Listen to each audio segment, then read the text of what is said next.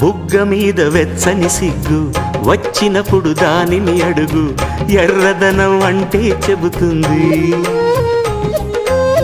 పెదవి కొమ్మ పూసిన పువ్వు అందమైన నీ చిరునవ్వు, తెల్ల రంగు అట్టా ఉంటుంది.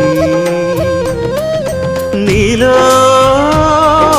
నిలువున పులకలు రేగిన వేళ నువ్వే పచ్చని పైరువు అవుతావమ్మా. దిగులు రంగే నలుపు అనుకో, ప్రేమ పొంగే పసుపు అనుకో.